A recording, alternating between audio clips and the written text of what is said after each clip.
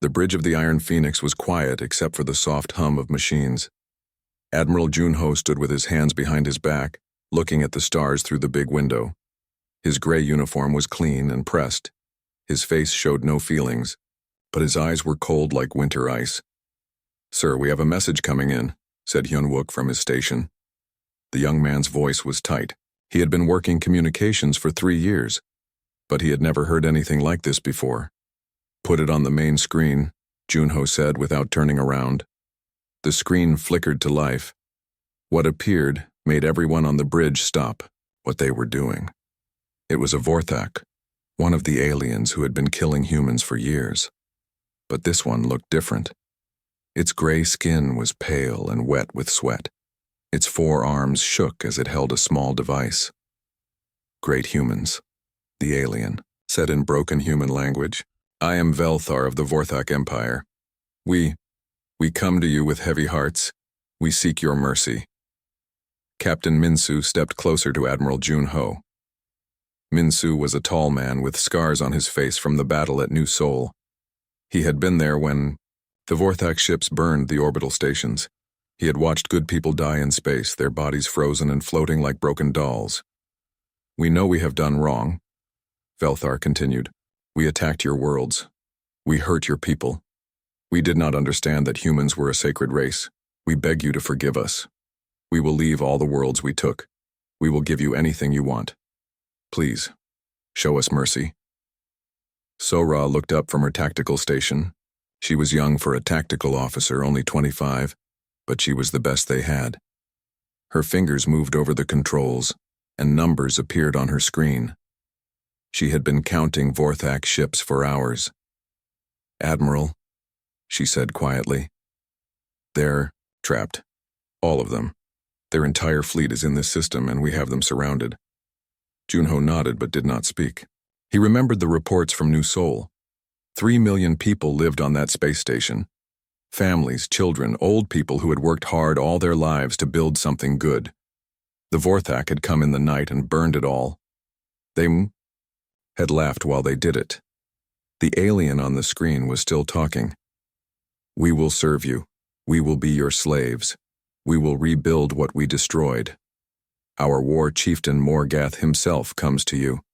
He brings gifts. He will bow before you." Hyun-wook made a sound like he was sick. He had lost his brother on Harmony Station. The Vorthak had captured the humans there and done terrible things to them. They had sent videos of the torture to other human worlds as a warning, sir, Hyun-wook said, his voice shaking with anger. "Should I respond?" "Not yet," Junho said. He was thinking about his daughter. She had been 7 years old when the Vorthak attacked the colony ship Bright Hope. They had not just killed the people on that ship. They had played with them first, like cats playing with mice. The transmission continued. More Vorthak appeared, on the screen, all looking scared and desperate. They showed their empty hands, they threw down their weapons, they spoke of peace and friendship. "They're lying," Minsu said under his breath. "They did this same thing to the Zelrani. Made them think they wanted peace, then killed them all when their guard was down." Sora brought up more data on her screen. "Admiral, I'm reading their ship signatures. These aren't just military vessels. They have their families with them. They're young, they're old, everyone. This is their entire civilization." Junho finally turned around. His face was like stone. "Show me our fleet positions." The main screen changed to show the star system. Red dots marked the human ships. They formed a perfect circle around the yellow dots that were the Vorthak fleet. There were 10 human ships for every Vorthak ship. The aliens had nowhere to go. They came here thinking it was safe, Sora explained. This was supposed to be their last hiding place, but we found them first. A new transmission came in. This time it was a bigger Vorthak, covered in scars and wearing metal armor. This had to be War Chieftain Morgath. He looked older than the others, and his eyes held the weight of many battles. "Humans," he said, his voice deep and rough. "I am Morgath, leader of what remains of my people. I have done terrible things. I have ordered attacks on your worlds. I have caused great pain. But I ask you now, warrior to warrior, spare my people. Take my life. but let the others live. The bridge was silent. Everyone waited for Admiral Junho to speak. Outside the window, the stars looked the same as always, but everything had changed. This moment would decide what happened next. Junho walked to his command chair but did not sit down. He looked at each person on his bridge. These were good people who had seen too much death. They had lost friends and family to the creatures now begging for mercy. "Hyunwook," he said finally. "Open a channel to the fleet. All ships." "Channel. Open, sir. This is Admiral Junho to all vessels. You have seen the Vorthak transmission. They ask for mercy. They promise to change." He paused, and his next words were quiet but clear. "Remember, New Soul. Remember Harmony Station. Remember the Bright Hope. Remember them all." He closed the channel and turned back to face the screen where the aliens waited for his answer. The silence stretched long. Finally, he spoke again. "Hyunwook, send a reply to the Vorthak." "What should I tell them, sir?" Junho's eyes grew even colder. When he spoke, his voice was like ice breaking. "Tell them we received their message. Tell them we will consider their request." He paused. "And tell them to wait." The transmission ended. The bridge was quiet again, but now everyone knew that something terrible was about to begin. The Vorthak had asked for mercy, but they had asked the wrong species. They had forgotten that humans remember everything, and they forgive nothing when it comes to the innocent dead. Outside, the human fleet waited like wolves in the darkness, ready to show the galaxy what justice looked like when humanity decided who deserved mercy and who did not. 3 years ago, Hai-Jin had been a simple farmer on New Busan. The planet was green and peaceful, with rolling hills covered in rice fields that stretched as far as the eye could see. He had lived there with his wife Yujin and their 2 children, Daeho and little Sumin. They grew food for the colony ships that passed through the system. Life was good and quiet. Now Colonel Hai-Jin stood in the war room of the Iron Phoenix, staring at battle plans. His farmer's hands had learned to hold weapons instead of farming tools. His gentle eyes had turned hard as steel. The uniform he wore was black, the same color as the smoke that had risen from his burning home. "Colonel, the assault teams are ready," said Lieutenant Wu Jin, a young man who had lost his parents in the same attack. "Should we begin the briefing?" Hai-Jin nodded. The memories came back every time he planned an attack. He could not stop them, and he did not want to. The anger kept him warm. That morning on New Busan had started like any other. Yujin was making breakfast while the children played in the yard. Daeho, who was 8, was teaching 4-year-old Sumin how to catch butterflies. The sky was blue and clear. Then the Vorthak ships came out of nowhere. They fell from the sky like black rain, their weapons firing before they even landed. The first blast hit the school where 30 children were learning to read. The building vanished in white fire. Hai-Jin had run toward his house, but he was too far away. He watched the second blast hit his home. Yujin had been standing in the doorway, probably looking for the children. The light was so bright it burned his eyes. When it faded, there was nothing left but a hole in the ground, sir. Wu Jin asked. "Are you ready?" "Yes," Hai-Jin said. His voice was quiet but steady. "Bring up the target information." The screen showed a Vorthak settlement ship. Inside were families just like the families they had killed on New Busan. Hai-Jin felt no mercy for them. Children or not, they were the children of monsters. Across the ship, in the engineering section, Taemin was working on something special. Before the war, he had been a scientist on Meridian Research Station. He and his team had been working on machines to make dead planets come alive, to grow food in space to help people live better lives. The Vorthak had come to Meridian too, but they had not just killed the scientists. They had taken them alive. Taemin had hidden in the ventilation system for 2 days listening to his friends scream. The aliens had not been trying to get information. They had been having fun. Dr. Park had been the first to die. The Vorthak had used their medical tools on him, cutting him open while he was still awake. They had wanted to see how human organs worked. Dr. Park had been a good man who had never hurt anyone in his life. Then they had taken Sue Bin, the youngest member of their team. She was only 22 and had just graduated from the academy. The Vorthak had done worse things to her. They had broadcast it to other human worlds as entertainment. Now Tai Min built different machines. These were not made to create life. They were made to end it slowly. He had studied Vorthak biology for 3 years, learning exactly how to cause them the most pain. His new weapons could keep a Vorthak alive for days while it suffered. The new pain amplifiers are ready, he told his assistant, engineer Jin Ho.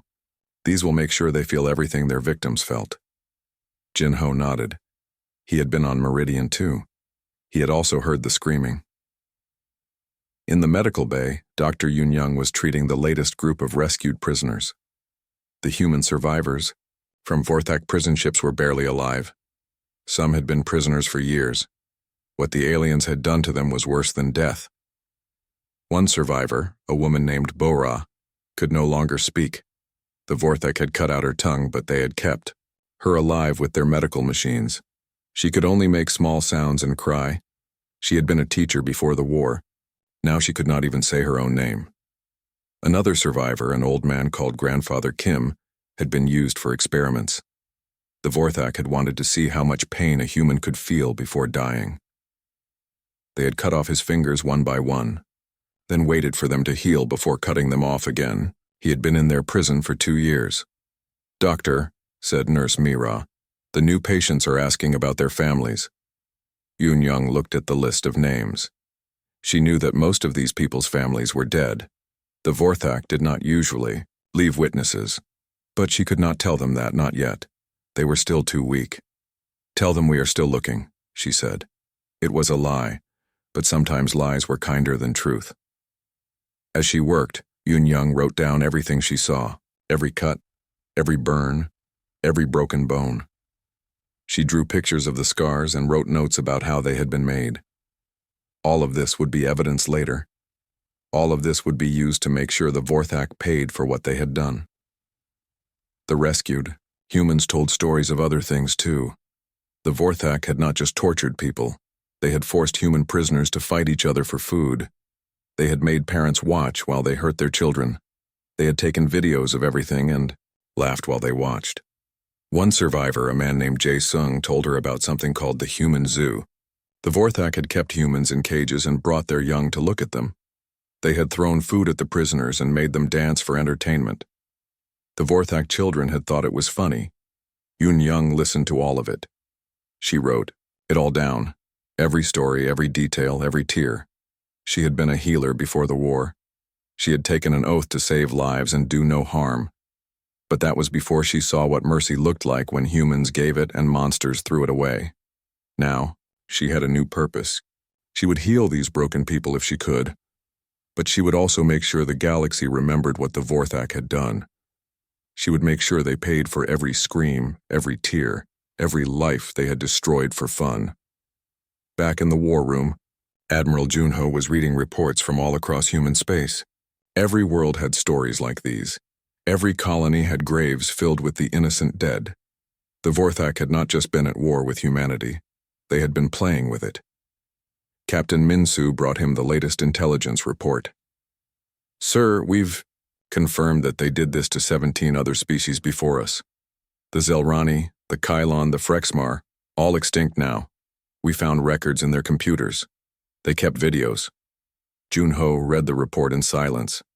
Pictures showed the remains of alien worlds, cities burned to ash, populations wiped out. The Vorthak had not been conquerors. They had been a disease that spread across the galaxy, killing everything it touched. "How many?" he asked. "Billions, sir. Maybe more. They've been doing this for hundreds of years." Junho set down the report. Outside his window, the Vorthak fleet waited for his answer to their plea for mercy. They were still broadcasting, still begging, still promising to change. He thought about Haijin's family, burned alive in their home. He thought about Tai Min's friends, tortured for entertainment. He thought about the broken humans in Eun Young's medical bay and all the others who had died screaming in alien cages. The Vorthak wanted mercy. They had never given it, but now they wanted it. They had laughed at human pain, but now they cried for human forgiveness. Junho walked to the window and looked out at the stars. Somewhere out there were the graves of 17 dead civilizations. Somewhere out there were the memories of billions of innocent victims who had died because monsters like the Vorthak existed. "Sir?" Minsu asked. "What are your orders?" Junho's reflection in the window looked back at him. His face showed no emotion, but his eyes burned like cold fire. "Prepare the fleet," he said quietly. "It's time to teach the galaxy what happens when mercy is met with cruelty." The War Council met in the largest room on the Iron Phoenix. 20 officers sat around a long table made of metal from Earth. The walls showed pictures of destroyed human colonies and lists of the dead. The air was thick with anger and old pain. "Admiral." Junho sat at the head of the table. His uniform was perfect, his face calm, but everyone could feel the cold fury that lived behind his eyes. He had not slept well in 3 years. None of them had. "We are here to decide what happens next," he said. His voice was quiet, but it filled the room. "The Vorthak have asked for mercy. They promise to change. They say they will serve us and rebuild what they destroyed." Intelligence Officer Sang-ho stood up. He was a thin man with quick eyes who had spent years studying their enemy. He touched his tablet and the main screen showed new information.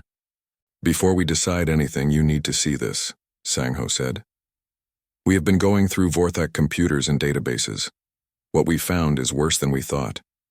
The screen showed pictures of dead worlds. Cities that had been beautiful once, now nothing but ash and broken stone. Rivers that had run clean and blue, now poisoned and empty. Fields where children had played, now covered in the bones of the innocent. "The Vorthak have done this 17 times before," Sang-ho continued. 17 different species, all extinct. They did not just kill them. They played with them first.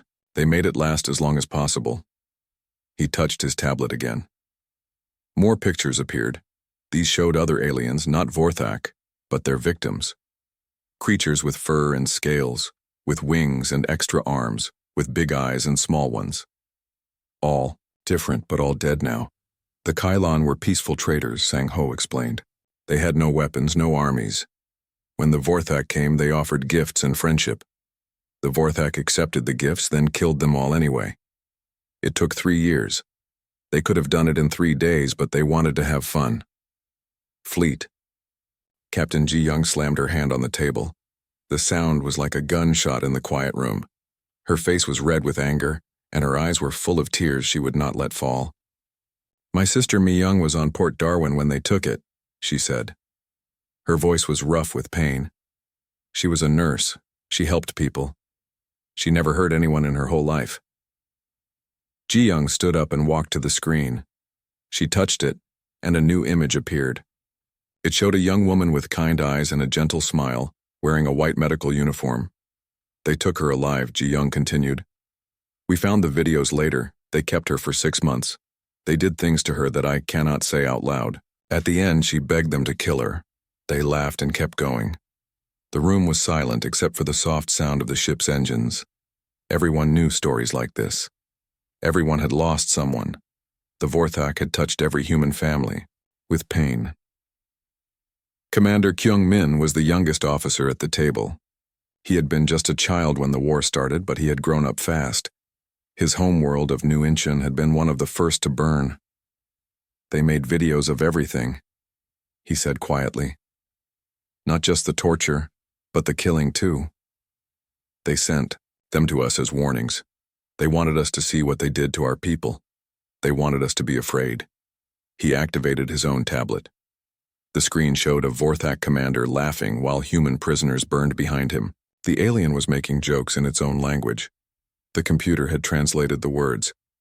"He says killing humans is like crushing insects," Kyung-min read. "He says we make funny sounds when we die. He says human children taste better than human adults." Several officers made sounds of disgust and rage. Major Bong-soo, a big man with scarred hands, stood up so fast his chair fell over. "Enough," he shouted. "I do not need to hear more. I know what they did. We all know." Psychologist Dong-soo had been quiet during the meeting, but now he spoke. He was older than the others, with gray hair and tired eyes. Before the war, he had helped people with their problems. Now he studied monsters. "I have been reading Vorthak psychology reports for 2 years," he said. "They are not like us. They do not feel guilt or shame. They do not care about right and wrong. To them, other species exist only for their entertainment." He stood up and walked around the table as he spoke. His voice was calm, like a teacher giving a lesson, but the words were terrible. "They chose to attack us not because they needed our worlds or our resources. They did it because they were bored. They had killed all the other species in their area of space. They needed new toys to play with." Admiral Junho had been listening without speaking. Now he asked the question that was in everyone's mind. "What do you recommend, Doctor?" Dongsu stopped walking and looked directly at the Admiral. His tired eyes were full of a cold, terrible knowledge. "They cannot be fixed," he said simply. "They cannot be changed or taught or made better. They are a disease that spreads through the galaxy, killing everything it touches. The only treatment for a disease like this is complete removal." The room fell silent again. Everyone understood what the doctor meant, but no one wanted to say it out loud. They were talking about ending an entire species. Not just the soldiers, but everyone. The old ones, the young ones, all of them. Captain Minsu broke the silence. He had been Admiral Junho's friend for many years. They had served together on peaceful missions before the war, exploring new worlds and meeting new species. Those days seemed like a dream now. "Sir," Minsu said, "they are asking for mercy. If we do what we are thinking, we become like them. We become killers of innocence." Admiral Junho looked at his old friend. Minsu was a good man with a good heart, but good hearts had not saved the humans who died screaming in Vorthak prisons. "Are they innocent?" Junho asked.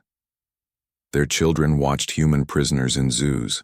Their families cheered when the torture videos were shown. Their entire culture is built on the suffering of others." He stood up and walked to the big window that looked out at space. The Vorthak fleet was still there, waiting for an answer. They were probably praying to whatever gods they believed in, hoping the humans would be merciful. "They had mercy once," Junho said without turning around. "The Kylon offered them mercy. The Zelrani begged for mercy. 16 other species cried for mercy. Do you know what the Vorthak did with all that mercy?" He turned back to face the table. His eyes were like ice, cold and hard and clear. They laughed. They recorded the begging and played it at their parties. They made it into entertainment. Fleet Captain Ji Young spoke again. Her voice was steady now, all the emotion drained away. "The question is not whether they deserve mercy," she said.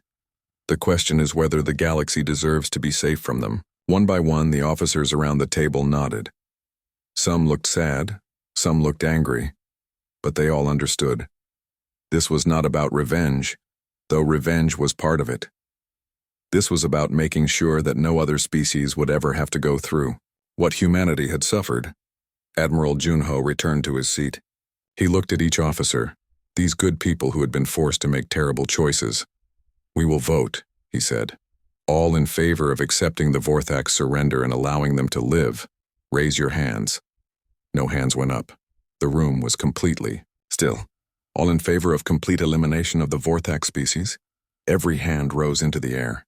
20 hands, 20 votes, 20 people who had chosen justice over mercy. Admiral Junho nodded once. The decision was made. The Vorthak had asked for mercy, but they had asked the wrong species at the wrong time. They had forgotten that mercy was earned, not demanded. "Commander Kyungmin," Junho said, "signal the fleet. Begin final preparations. We end this today." Outside the window, the human ships began to move. They formed attack patterns around the trapped Vorthak fleet. The aliens were still broadcasting their pleas, still promising to change, still begging for a forgiveness they would never receive. The War Council was over. The judgment had been made. Now it was time to show the galaxy what happened when a species chose cruelty over mercy, and why humanity would never let that choice go unpunished. The first human ships moved like ghosts through space. They were not in a hurry. This was not about speed or surprise. This was about making sure the Vorthak understood exactly what was happening to them and why. Captain Bongsu stood on the bridge of the Vengeance, watching his target grow larger on the screen. It was a Vorthak city ship, home to millions of aliens who had lived their whole lives thinking they were the strongest species in the galaxy. Today they would learn different. Begin the first phase, Bongsu ordered. His voice was calm and steady. He had been waiting 3 years for this moment. The weapons that hit the Vorthak ship were not designed to destroy it quickly. Engineer Taman had built them to do something much worse. They cut through the alien hull like a doctor's knife, making precise holes that let the air leak out slowly. The Vorthak inside would have time to understand what was happening. They would have time to be afraid. On the Vorthak ship, alarms were screaming. Alien voices cried out in panic as their safe world suddenly became a death trap. They ran through corridors that were filling with poisonous gas, the same gas they had used on human colonies. They hammered on doors that would not open, just like human prisoners had hammered on the doors of their cells. War Chieftain Morgath was on the command deck of his flagship, still trying to contact the human fleet. His forearms shook as he worked the controls. His gray skin was covered in sweat. "Please," he broadcast on all channels. "We surrender. We give up. Stop this attack." Admiral Junho received the message on the Iron Phoenix. He listened to the alien leader begging for mercy, the same mercy the Vorthak had never shown to anyone else. Then he sent back a simple reply. "You had your chance for mercy. You chose to show none. Now you will receive exactly what you gave." The second wave of human ships moved in closer. These carried the special weapons that Dr. Yun Young had helped design. She had studied Vorthak biology for years, learning how their bodies worked, how their minds functioned, how they felt pain. Now that knowledge would be used for justice. The weapons did not kill the Vorthak quickly. They were designed to cause the same suffering that human prisoners had endured. Every cut, every burn, every moment of agony that the aliens had inflicted on innocents, all of it was returned with interest. On the surface of the Vorthak homeworld, the bombardment began. But these were not ordinary bombs. These were memory. Bombs, weapons that carried recordings of every human who had died screaming in alien hands. As they fell, they broadcast the voices of the dead across the entire planet. "Remember us," said the voice of a human child who had been tortured for sport. "Remember what you did to us." "We were innocent," cried an old man who had been used for experiments. "We never hurt you. Why did you hurt us?" The Vorthak heard these voices and knew they were hearing their own judgment. They had recorded their crimes so carefully, kept such detailed videos of their cruelty. Now those same recordings were being played back to them as their world burned. Ground forces began landing on the major Vorthak cities. Colonel Haijin led the assault on the capital, the same city where the alien leadership had planned the attacks on human worlds. His soldiers moved through the streets with terrible purpose. They did not shoot to kill. Their orders were to capture every Vorthak war criminal alive. The aliens who had laughed at human suffering would now experience it themselves. Every general who had ordered attacks on peaceful colonies, every scientist who had experimented on prisoners, every guard who had tortured captives, all of them would face justice. The Vorthak civilians tried to hide in their homes, but the human soldiers found them. Children watched their parents dragged away just as human children had watched their parents die. Families were separated, just as human families had been torn apart. The aliens finally understood what it felt like to be helpless. In the prison camps that the humans built, Dr. Yun Young worked with cold efficiency. She had once been a healer, but the Vorthak had changed her into something else. Her instruments were precise, her methods exact. She made sure every alien prisoner experienced the same medical procedures their species had inflicted on humans. "Please," whispered a young Vorthak scientist, who had once cut open living human children to see how their organs worked. "I was just following orders. I did not want to hurt anyone." Dr. Yun Young looked at the alien with eyes that held no pity. She had heard those same words from human prisoners before they died. Now she spoke the same words the Vorthak had spoken. Then, "Following orders does not make you innocent," she said. Then she continued her work. Across the Vorthak Empire, the same scenes played out on dozens of worlds. Human ships appeared out of nowhere, trapping alien fleets that had no time to escape. Ground forces landed on planets that had thought they were safe. The creatures who had terrorized the galaxy for centuries suddenly found themselves on the wrong end of their own cruelty. War Chieftain Morgath was brought before Admiral Junho in chains, the proud alien leader who had once commanded fleets and ordered the deaths of billions was now just another prisoner. His armor was gone, his weapons taken away. He looked small and weak without them. "You could have shown mercy," Junho told him. "Every species you destroyed offered you peace. They begged you to stop. You laughed at them." Morgath tried to stand straight, but the weight of his chains kept him bent. His voice was barely a whisper. "We were strong. You were weak. That is the law of nature." Junho nodded. "Yes, that is the law. The strong survive, and the weak are destroyed. Thank you for teaching us that lesson so well." The Admiral gestured to the guards. "Take him to the medical bay. Dr. Yoon Young has some experiments she wants to try. Nothing fatal, of course. We want him to last as long as possible." As the alien leader was dragged away, he finally understood. The humans had not become like the Vorthak. They had become something much worse. They had become the Vorthak's own methods turned back on them with perfect precision. On every Vorthak world, the process continued. The aliens who had lived by causing pain now died by receiving it. Their young watched their elders suffer, learning, too late, what their culture of cruelty had cost them. Their warriors were broken without weapons. Their scientists forced to experience their own experiments. The galaxy watched through intercepted transmissions and trembled. Some alien species sent messages to the human fleet, begging them to show mercy to the Vorthak. They were afraid of what humanity might do to other species if they could do this to the creatures who had hurt them. Admiral Junho read these messages and sent back the same reply to all of them. "Humanity does not wage war on innocence. We do not attack those who seek peace. We do not torture those who show mercy. The Vorthak chose to be different. They chose to be monsters. Now they receive a monster's reward." As the months passed, the Vorthak Empire crumbled completely. Their ships were destroyed, their cities burned, their people scattered to prison camps across human space. The species that had thought itself the master of the galaxy was learning what it meant to be slaves. But this was not slavery for labor or profit. This was slavery for justice. Every Vorthak would spend the rest of their lives paying for what their species had done to innocents. They would work until they died, building memorials to their victims, tending the graves of the species they had destroyed. And when the last Vorthak drew their final breath, the galaxy would finally be free of the disease that had spread death and suffering for so many centuries. The universe would be a better place, cleaned of the creatures who had chosen cruelty over mercy.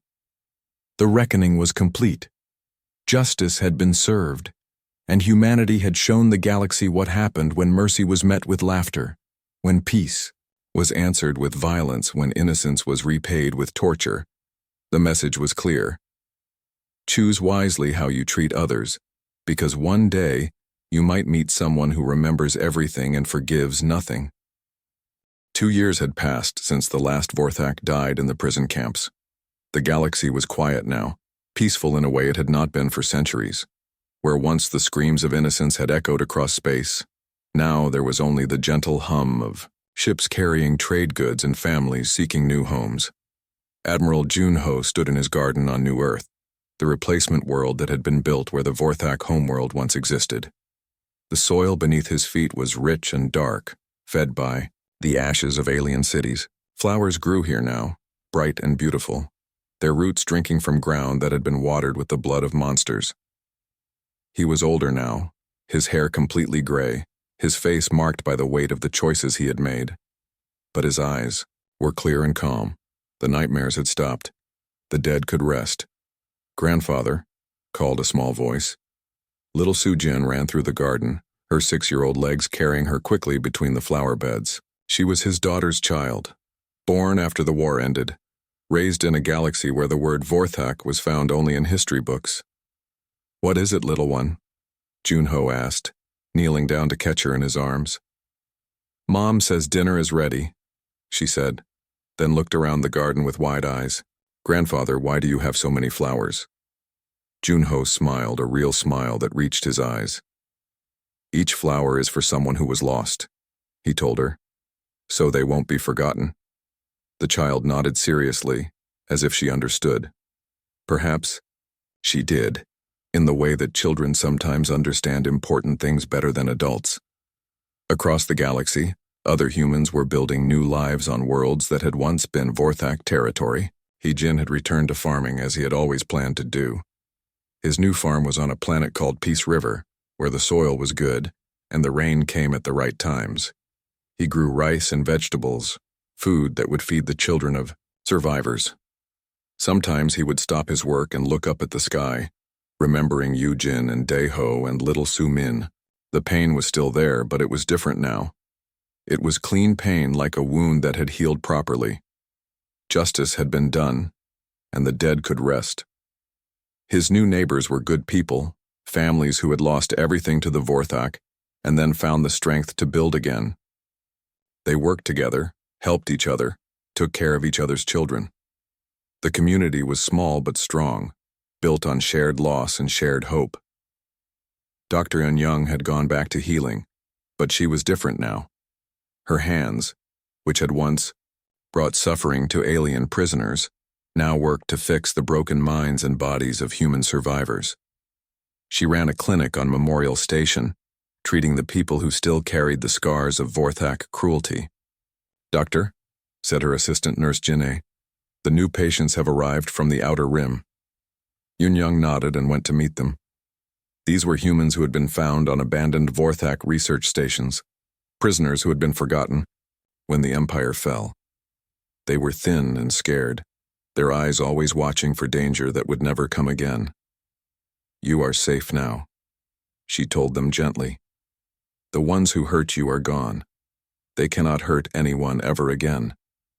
One of the survivors, an old woman with scars on her arms, looked up at her with doubt in her eyes. "Are you sure they are all gone?" she whispered. "All of them?" "All of them," Eun-young confirmed. "Every single one.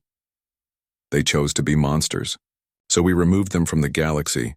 There are no Vorthak left anywhere." The old woman began to cry, but they were tears of relief, not pain. For the first time in years, she could truly believe she was safe. Engineering stations throughout human space were busy with new projects. Taimin had led teams that were converting former Vorthak weapons factories into schools and hospitals. The aliens' tools of torture were melted down and reformed into medical equipment. Their ships of war became transports for refugees and supplies. "The last conversion is complete," reported Engineer Jinho, his voice tired but satisfied. "The Vorthak battle station at Kepler 7 is now a research facility for peaceful technologies." Taimin looked at the reports with approval. Every piece of alien military equipment had been found and destroyed or converted. Never again would those weapons be used to cause suffering. The galaxy was truly clean of the Vorthak plague. The memorial. Fleets patrolled the trade routes, ensuring that commerce and travel remained safe. Admiral Sora, who had once been a young tactical officer full of rage, now commanded ships dedicated to protection rather than destruction. Her crews were volunteers, many of them children of those who had died in the war. "Contact on long-range sensors," reported Lieutenant Dae Sung from his position at the communications station. Unknown vessel, approaching from the Andromeda sector. Sora studied the readings with interest rather than alarm. This was how first contact was supposed to work. Careful observation, peaceful communication, mutual respect. Not the screaming terror that had marked humanity's meeting with the Vorthak. "Open communications," she ordered. "Universal greeting protocols." The response came quickly, in a language the computers had never heard before, but the tone was cautious and polite, the approach slow and non-threatening. These aliens, whoever they were, understood how to behave when meeting a new species. "Admiral," said the communications officer, They're asking for permission to enter our space. They say they come in peace and wish to trade." Sora smiled. This was how it should be. This was how the galaxy worked when monsters were not allowed to exist. "Permission granted," she replied. "Welcome them to human space." Throughout the galaxy, other species had learned the lesson of the Vorthak, the hegemony of Talkar, which had been planning to expand into human territory, quietly canceled their military buildup and sent trade delegations instead. The warrior clans of Nexus Prime, who had thought humans looked weak and easy to conquer, decided to focus on internal matters and left human worlds alone. Word had spread through every alien civilization. Humanity makes a careful distinction between friend and enemy. Choose wisely which category you wish to be in. On Earth, the original human homeworld, children learned about the war in school. They studied the battles and the victories, but they also learned about the cost. They visited museums filled with pictures of destroyed colonies and recordings of survivor testimonies. They learned that war was sometimes necessary, but it was never something to celebrate. "Why did the Vorthak do those terrible things?" asked a student in Professor Kim's history class. The old teacher, who had been a young soldier during the war, considered the question carefully. "Because they could," he said finally. "Because they were strong and their victims were weak, and they thought that strength gave them the right to cause suffering. They forgot that strength also brings responsibility."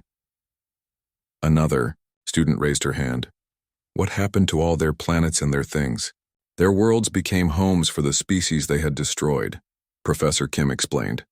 "We found genetic samples and old records, and we brought back the Kylon and the Zelrani and all the others. Their art and music and stories live again.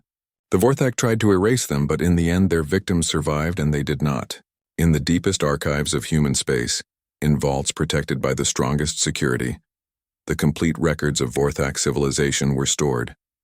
Every document, every video, every piece of evidence of their crimes was preserved. Not because humanity wanted to remember the aliens themselves, but because the galaxy needed to remember what happened to species that chose cruelty over mercy. Future generations would study these records and learn the lesson they contained. Evil that goes unpunished spreads like disease. But evil that meets true justice dies completely and serves as a warning to others. Admiral Junho's garden was quiet in the evening light. He sat on a wooden bench, watching his granddaughter play among the memorial flowers. Each bloom represented a life lost, but together they created something beautiful. Pain transformed into purpose, loss turned into remembrance. The communication device on his wrist chimed softly. It was a message from the Galactic Council, the new organization that had formed after the Vorthak were eliminated. Species from across the galaxy work together now, sharing resources and knowledge, protecting each other from threats. "Admiral," said the voice of Council Leader Thex Mara, a wise alien from the Centauri Union. "We have received another request for membership in the Council, a species called the Dormak. They wish to be part of our alliance." "What is their history?" Junho asked. It was always the first question. "They are peaceful traders and explorers. No record of aggression against other species. No evidence of cruelty or conquest. They offer technology and friendship." "Then welcome them," Junho said. "The galaxy is wide enough for all who choose peace." After the call ended, he looked up at the stars. Somewhere out there, new civilizations were taking their first steps into space. They would meet other species, face the choice between violence and peace, between cruelty and mercy. Most would choose wisely because they had heard what happened to those who chose wrongly. The Vorthak were gone, but their story lived on as a warning. The galaxy had learned that mercy was not weakness, that peace was not surrender, that kindness was not the same as helplessness. They had learned that humanity could be the gentlest friend or the most terrible enemy depending on how you chose to treat the innocent. As night fell over New Earth, Junho picked up his daughter.